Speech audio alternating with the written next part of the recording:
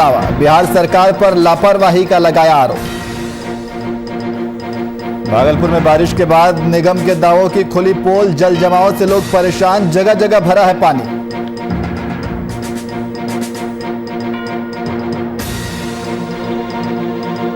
शाहजहांपुर में पुलिस कर्मी ने फांसी लगाकर की आत्महत्या, घरेलू विवाद में दी जान, सुसाइड से इलाके में मचा हड़कंप।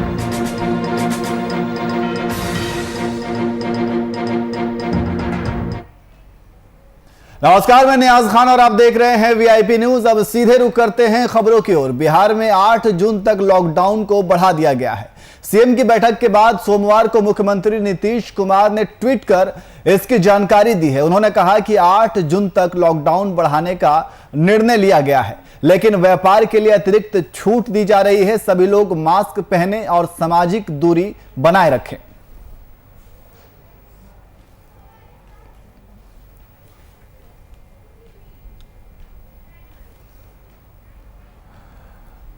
वहीं केंद्र सरकार की ओर से कोरोना काल में अनाथ हुए बच्चों की मदद को लेकर की गई ऐलान के बाद बिहार में सियासत में तेजी देखने को मिल रही है। आरजेडी के विधायक राकेश रोशन ने इस ऐलान को लेकर सरकार पर निशाना साधा है। मीडिया से मुखातिब होते हुए विधायक ने सरकार पर 500 रुपए हर महीने देने की बात को छलावा बताया है और साथ ही बिहार में कोरोना से होने वाली मौत को उन्होंने बिहार सरकार की लापरवाही का नतीजा बताया है।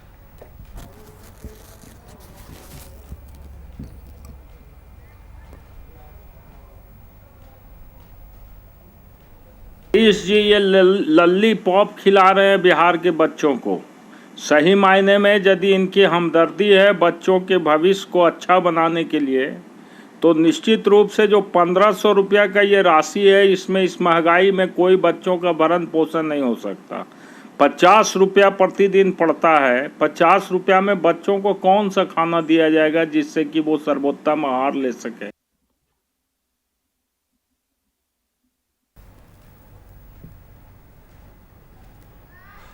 और इसी खबर पर अधिक जानकारी के लिए हमारे संवाददाता अनुप्रकाश हमारे साथ फोनलाइन पे मौजूद है। अनुप्रकाश, कोरोना काल में अनाथ हुए बच्चों की मदद को लेकर राज्य में सियासत तेज हो गई है। अनुप्रकाश जी नहीं, जैसे कि कोरोना काल में अनाथ हुए बच्चों को 1500 की सहायता राशि देने के लिए सरकार जो है वो ऐलान किया है, लेकिन विपक्ष जो है सुविधा जो है निशाना साधा है कि जो लोग कोरोना काल में अनाथ हुए हैं उन बच्चों को क्या 1500 रुपए जो सरकार की तरफ से दिया जाएगा, वो उससे रोजाना जो है 50 रुपए का ये आंकड़ा निकाला गया कि 50 रुपया पर डे उस बच्चे को दिया जाएगा क्या खाने पीने के लिए। तो 50 रुपया में क्या ये जो खाने पीने की जो संपूर्ण जो खाना पीना है वो क्या पोषाहार जो है वो सही रहेगा? क्या उसके 50 रुपये से क्या पोषाहार मिल जाएगा? इसी लेकर आरजेडी के जो विधायक हैं राकेश रोशन जी, उन्होंने सरकार पे सीधा निशाना साधा है। जी नहीं जी, और इसके साथ साथ कोरोना में जो मौतें हुई हैं उसको भी लेकर के निशाना साधा है। उन्होंने ये कहा है कि सरकार की लापरवाही की वजह से ये मौतें हुई हैं। तो क्या सत्ता पक्ष की तरफ से अब कोई प्रतिक्रिया आई है इसके बाद? जहाँ तक की बात है कि कोरोना काल में जो सरकार के लापरवाहियों से जितनी भी मौतें हुई हैं उसके लेकर तो सत्ता पक्ष से तमाम जो है वो स्वास्थ्य विभाग से हो चाहे सत्ता पक्ष के नेता हो, उन्होंने बयान दिया, लेकिन कहीं भी जो जमीनी हकीकत थी वो कहीं भी साफ तौर से नहीं दिखी। जो कोरोना काल में जिन लोगों की मृत्यु हुई है ना, अभी तक उन्हें कोई जो 4 लाख का जो मुआवजा राशि था देना था, सरकार अभी तक किसी का भी कोई आंकड़ा नहीं निकाला गया सरकार के तरफ से, न किसी को अभी ये 4 लाख की जो राशि देनी थी उसे भी नहीं दे रहा है। इसको लेकर भी सरकार जो विपक्ष के नेता है उन्होंने सरकार को निशाना साधा। जी, बहुत बहुत शुक्रिया तमाम जानकारी के लिए।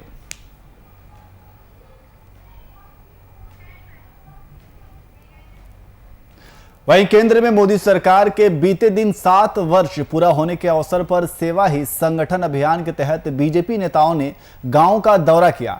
इसी कड़ी में गोड्डा सांसद निशिकांत दुबे अपने लोकसभा क्षेत्र में लोगों से मुलाकात करने निकले। सांसद ने दुमका जिले के जरमुंडी ब्लॉक में सेवा कार्य करते हुए मास्क और सैनिटाइजर का वितरण भी किया।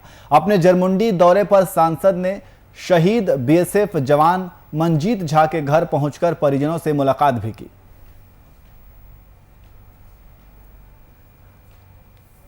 इस इलाके में। आज हम जो आप देख रहे हैं कि हमने सबों के लिए खाना लाया है, खाना हमने खुद से बनवाया है, तो खाना का पैकेट हमने लाया है। इसके अलावा हमने महिलाओं के लिए सैनिटरी पैड लाया है, जो सारे महिलाओं को हमने, क्योंकि कोरोना काल में सबसे बड़ी समस्या ये है कि दुकानें बंद हैं, तो महिलाएं कहाँ बोलेंगी, क्या बोलेंगी, तो उसके लिए सैनिटरी पैड लाया है। फिर हमने एक होम्योपैथ की दवाई आर्सेनिक एल्ब लाया है, जिससे कोरोना में बहुत बड़ा बचाव होता है।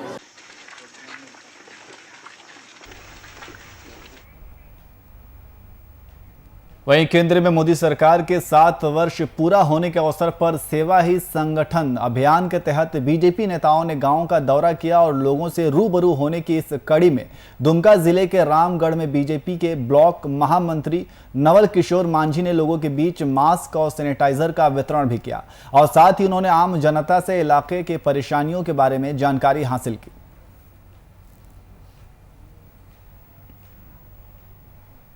नवल किशोर, भारतीय जनता पार्टी मंडल रामगढ़ का प्रखंड महामंत्री हूँ। सेवा ही संगठन के तहत मोदी सरकार के 7 साल पूरा होने के उपलक्ष्य में भारतीय जनता पार्टी के कार्यकर्ता द्वारा रामगढ़ मंडल में आज 10 गांव में भारतीय जनता पार्टी के कार्यकर्ता द्वारा मास्क, सैनिटाइजर अपने निजी खर्च से किया गया। वहीं बिहार में यास तूफान से हुई मूसलाधार बारिश ने कई नगर निगम के जल निकासी के व्यवस्था की पोल खोल दी है। मधुबनी में सड़क की जर्जर हालत और जल निकासी की खराब व्यवस्था के कारण जगह जगह पर जल जमाव की स्थिति उत्पन्न हो गई है। तूफान का ये कहर फूलपरास थाना क्षेत्र में भी देखने को मिला है। परिसर के साथ थाना के भवन में पानी भर जाने से पुलिस कर्मियों को काफी परेशानियों का सामना करना पड़ रहा है।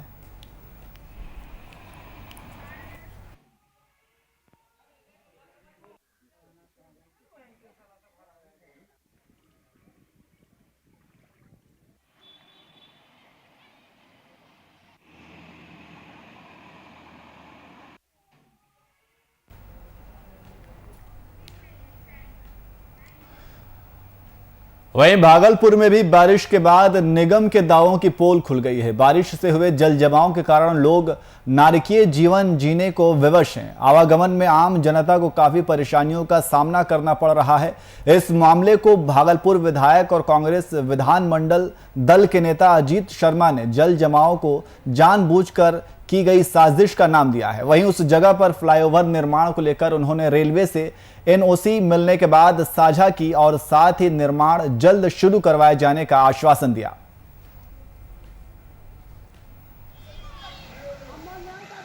देखिए, जब से मैं जीता हूं, पहली बार जब जीता, 3 बार जीत चुके, हर बार सदन में कम से कम 2 से 4 बार सवाल उठते रहे। टोटल सवाल अभी तक 10 से 12 बार उठे हैं, चाहे जिस प्रश्न में होता हो।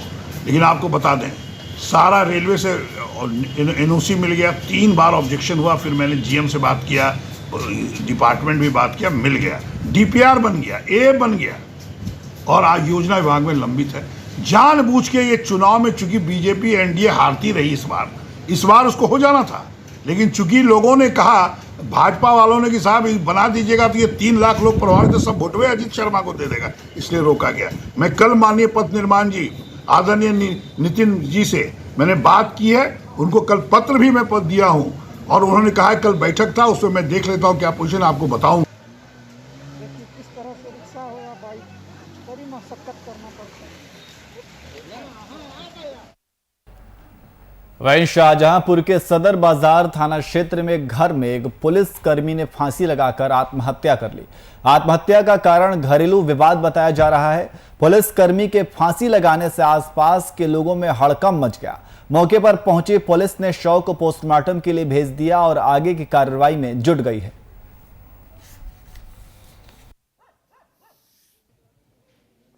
आज शाम 7:30 बजे थाना सदर बाजार में का ये प्रकरण है, जिसमें दिलीप नाम का एक सिपाही जो कि लखनऊ में थाना बाजार खाला में तैनात है, वो आज आया था अपनी पत्नी के पास, जो कि महिला थाने में आरक्षी पद पे हैं। दोनों पति पत्नी में कोई बात हुई और उसके बाद ये सूचना प्राप्त हुई पुलिस को कि उसने लटक के फांसी लगा ली है। इस पे तत्काल वहाँ पे हम लोग पहुँचे और शव को कब्जे में लिया गया। उसकी FSL की टीम बुला दी गई थी। उसके बाद सारा फोटोग्राफी लिया गया और अभी शव को मोर्चरी भिजवा दिया गया। वहीं हमीरपुर के रोरो गांव में एक अजीबोगरीब खबर सामने आई है, जहां बकरियां चोरी करते 2 चोरों को ग्रामीणों ने रंगे हाथ पकड़ लिया, जिसके बाद दोनों को ग्रामीणों ने तालिबानी सजा सुना दी। ग्रामीणों ने पकड़े गए चोरों को बंधक बनाकर जमकर पिटाई कर दी। बाद में इसकी सूचना पुलिस को दी गई। सूचना पर पहुंची पुलिस ने चोरों को हिरासत में लेकर मुकदमा दर्ज कर जेल भेज दिया है।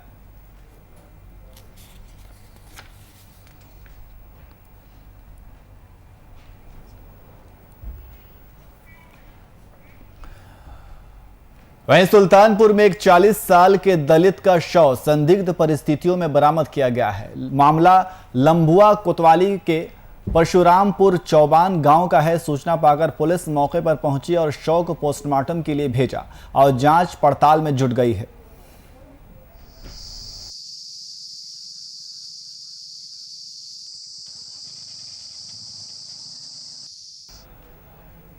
वहीं समस्तीपुर में एक सड़क हादसे में अपनी शादी से लौट रहे 9 विवाहित जोड़े सड़क दुर्घटना का शिकार हो गए। समस्तीपुर और मुजफ्फरपुर जिले के सीमावर्ती इलाके में NH 28 पर 9 विवाहित जोड़े की कार तेज रफ्तार टैंकर की चपेट में आ गई। इस हादसे में एक की मौत हो गई, जबकि दूल्हा दुल्हन और एक परिजन गंभीर रूप से घायल हो गए। दूल्हा दुल्हन की नाजुक हालत को देखते हुए उन्हें मुजफ्फरपुर के अस्पताल में रेफर कर दिया गया है, जहां उनकी स्थिति चिंताजनक बनी हुई है।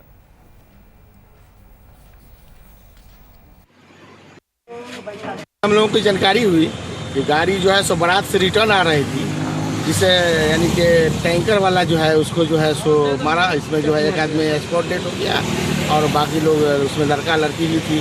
सबका बहुत ज़्यादा सीरियस है, जिसको हॉस्पिटल भेज दिया गया है। 8 साढ़े 8 बजे करीब जोरदार टक्कर हुआ होगा। फिर आप लोग ज़्यादा आवाज़ हुआ था, जोरदार टक्कर हुआ, इसलिए जो है सो लोग बहुत लोग यहाँ पर आए और इसका जो है सो मदद लोग यहाँ के ग्रामीण लोग जो थे, कुछ लोग यहाँ पर दुकानदार हैं, वो लोग 3.25 मिल करके जो यहाँ से ले करके और उसको जो है हेल्प किया और उसको जो है हॉस्पिटल हम लोग भेजे। भेजने के कारण में जो है उसके बाद वहीं बलिया से एक दुखद खबर सामने आई है, जहां शादी में ससुराल आए BSF जवान और उसके साले की गंगा नदी में डूबने से मौत हो गई। मामला सदर कोतवाली अंतर्गत श्री रामपुर घाट का है। मौके पर मौजूद लोगों ने दोनों को बचाने का प्रयास किया, पर वह असफल रहे। ग्रामीणों ने तत्काल स्थानीय पुलिस को इसकी सूचना दी, जिसके बाद पुलिस ने शवों को कब्जे में ले लिया और पोस्टमार्टम के लिए भेज दिया है और आगे की कार्रवाई में जुट गई है। घटना हुई है कि सुबह नहाने के लिए गए थे। कौन गया था? रितेश जी और हरिओम जी थे। कौन है ये दोनों? ये मेरे एक दामाद जी है और एक मेरे लड़के हैं। अच्छा, क्या उम्र होगी इनकी? इनकी उम्र एक की 30 वर्ष है और एक की 15 वर्ष है। तो ये कहाँ गए थे नहाने के लिए, क्या घटना हुई? ये शंकर जी एक मंदिर है, वहाँ से नीचे स्नान है, वहीं पर नहाने के लिए गए थे। मैं यहाँ अपने मतलब जब मैं सुना मेरे साले मतलब लगेंगे ये, तो जब मैं सुना तो मैं यहाँ आया।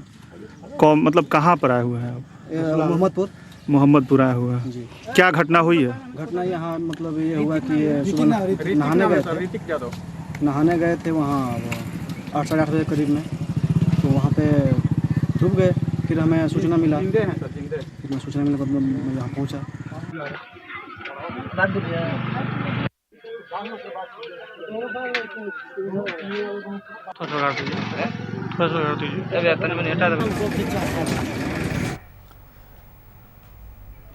वहीं बिहार में अपराधियों का मनोबल सिर चढ़कर बोल रहा है। लॉकडाउन में पुलिस की बढ़ी सक्रियता के बावजूद अपराधी अपनी गतिविधियों को अंजाम दे रहे हैं।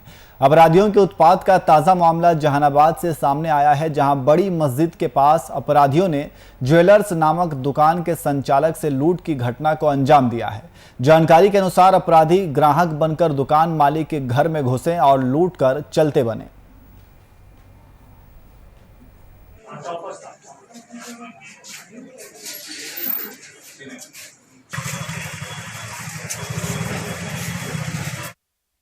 वहीं कन्नौज के इंदरगढ़ थाना क्षेत्र में एक गारमेंट दुकान में आग लग गई। शॉर्ट सर्किट से आग लगने से लाखों का नुकसान हो गया। सूचना पाकर पहुंची पुलिस ने स्थानियों की मदद से आग पर काबू पाया।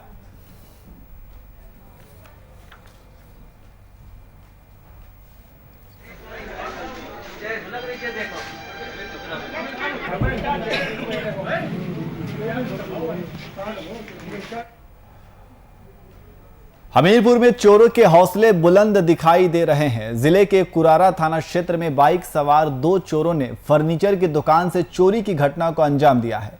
चोरी किया घटना सीसीटीवी कैमरे में कैद हो गई है। इधर पुलिस सीसीटीवी फुटेज के आधार पर चोरों की तलाश में जुट गई है।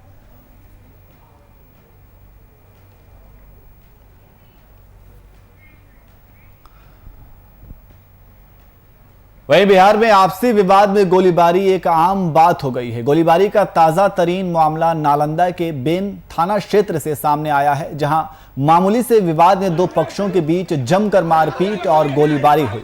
इस मामले में एक वीडियो सामने आया है जिसमें 2 लोग हाथ में हथियार लेकर लड़ रहे हैं।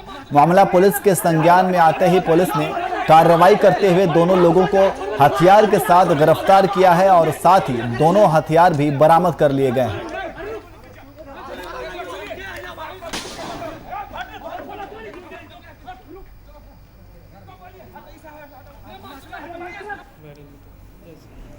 पुलिस को एक वीडियो प्राप्त हुआ था जिसमें कुछ लोग हथियार का प्रदर्शन करते हुए फायरिंग इत्यादि कर रहे थे। तत्काल पुलिस अधीक्षक महोदय के द्वारा जानकारी प्राप्त होने पर संज्ञान लिया गया।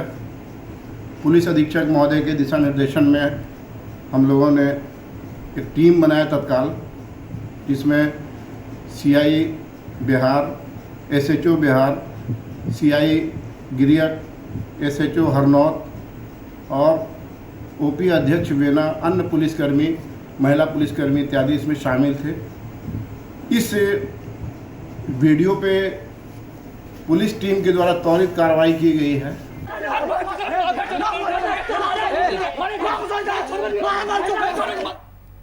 वहीं कोरोना महामारी से अनाथ हुए बच्चों को डबल इंजन सरकार में डबल सहूलियत देने की सरकार की कवायद पर बिहार प्रदेश बीजेपी ने अपनी प्रतिक्रिया जाहिर की है। पार्टी की बिहार इकाई के प्रवक्ता डॉक्टर राम सागर सिंह ने सरकार की इस कवायद के लिए पीएम मोदी को हार्दिक बधाई दिया है।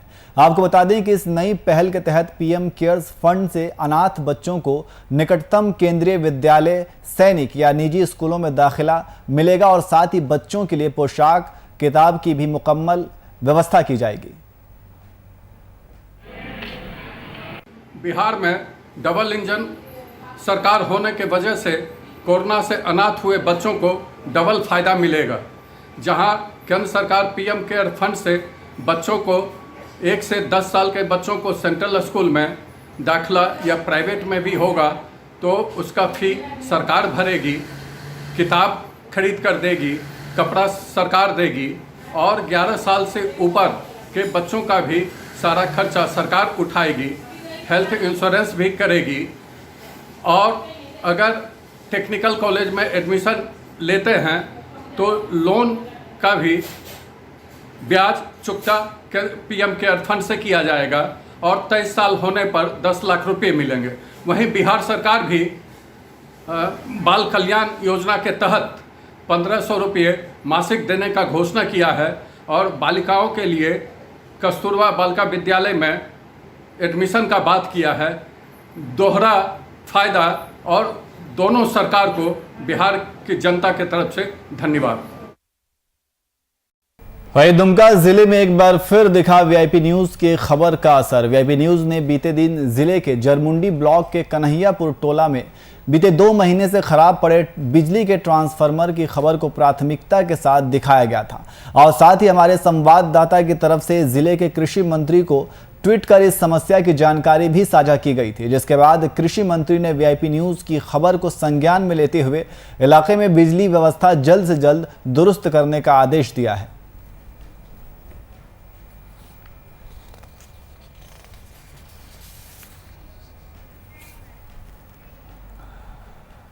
वहीं गढ़वा में एक युवक की मौत का मामला सुर्खियों में बना हुआ है। इस घटना को लेकर आम जनता का पुलिस के खिलाफ आक्रोश देखने को मिल रहा है। मामला भंडरिया थाना क्षेत्र का है, जहां पुलिस पूछताछ के लिए ले गए युवक की मौत हो गई। युवक की मौत के बाद पुलिस ने शव युवक के घर पहुंचाया, जिसके बाद बवाल शुरू हुआ। इस मामले में ग्रामीण पुलिस पर लगातार हत्या का आरोप मढ़ रहे हैं। एक और जहां मामले में पुलिस ने युवक को लाए जाने के दौरान रास्ते में तबीयत खराब होने की बात कही, तो वहीं दूसरी ओर जिले के बीजेपी और कांग्रेस के प्रतिनिधियों ने इसे जांच का विषय बताया है। फिलहाल युवक का शव पोस्टमार्टम के लिए सदर अस्पताल भेज दिया गया है।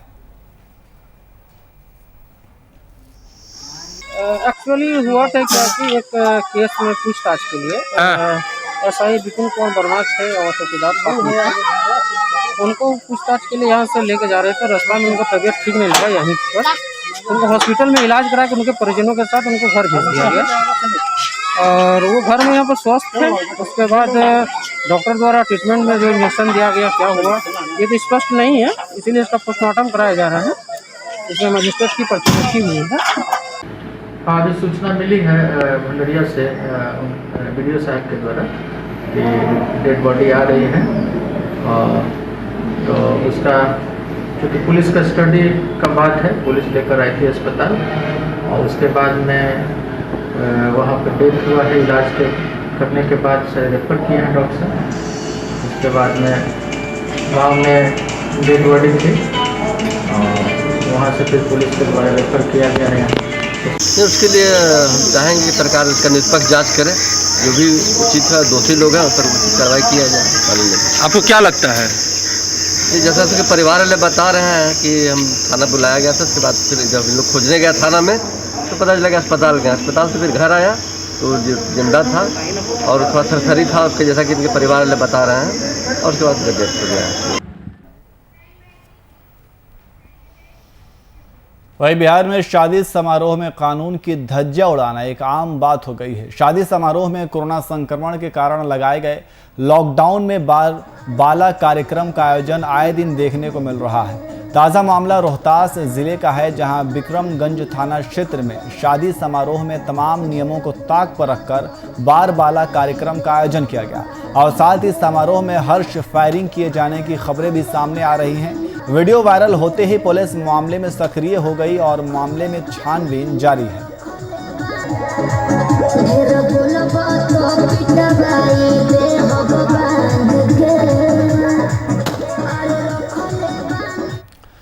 वहीं बेगूसराय में बिजली विभाग की लापरवाही एक युवक की जान पर बन आई।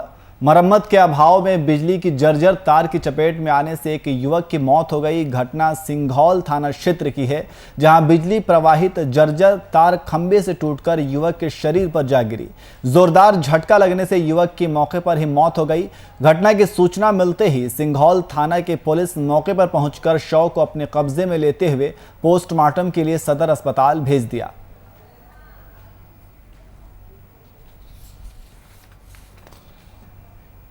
वो घर से जा रहा था रोड पे, वो पानी पी चापाकल से रास्ते पे निकला और उसी तरह में बिजली का तार टूट के उसके देह पे गिर गया ऊपर से। हाँ, ऊपर से पोल से। कब की घटना है? घटना कल शाम को 5:30 बजे की। गाड़ी सजाने के लिए रोड टपता था, उस पार में फील्ड में गाड़ी लगा हुआ था, सजाने के लिए आ रहा था। घर से खाना खा के पानी पी के रोड से निकला, बगले में चापाकल था, पी के रोड पे निकला। बस खाना खा के पानी पीने के लिए चापाकल पे आया, पानी पी के निकला रास्ते पे, बस ऊपर से बिजली का तार टूट कर उसके देह पे गिर पड़ा। वहीं बीजेपी के दूसरे कार्यकाल के 2 वर्ष पूरे होने पर बीते दिन भागलपुर में बीजेपी के प्रदेश व्यावसायिक प्रकोष्ठ के तत्वाधान में भोजन का वितरण किया गया। इस वितरण में जरूरतमंद लोगों के बीच भोजन पैकेट के साथ साथ मास्क और सैनिटाइजर का भी वितरण किया गया। हालांकि भोजन वितरण के दौरान लोगों के बीच सोशल डिस्टेंसिंग के पालन करने में कमी देखने को मिली। मौके पर पार्टी के जिलाध्यक्ष समेत युवक मोर्चा के अध्यक्ष समेत कई अन्य बीजेपी सदस्य मौजूद रहे।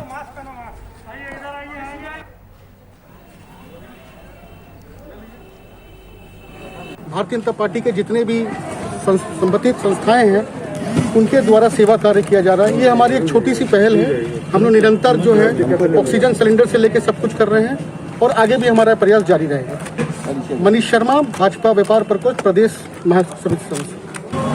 सेवा ही संगठन इस उद्देश्य को लेकर जो कोरोना काल में कार्यकर्ता अपने अपने जगह पर लॉकडाउन का पालन करते हुए और अपने सेवा कार्य में अनामिक रहकर ऐसे निरंतर करते आ रहे हैं। पिछले बार भी लॉकडाउन के क्रम में और इस बार भी जब से लॉकडाउन लगा है तब से किसी न किसी माध्यम से सेवा के कार्य में कार्यकर्ता लगे हुए हैं। लेकिन विशेष रूप से चूँकि नरेंद्र मोदी जी के कार्यकाल का 7 वर्ष पूरा हुआ है और दूसरे कार्यकाल का शपथ ग्रहण आज ही के दिन वो लिए थे, तो इस नाते सेवा दिवस के रूप में विशेष रूप से भारतीय जनता पार्टी के कार्यकर्ता इसको मना रहे हैं।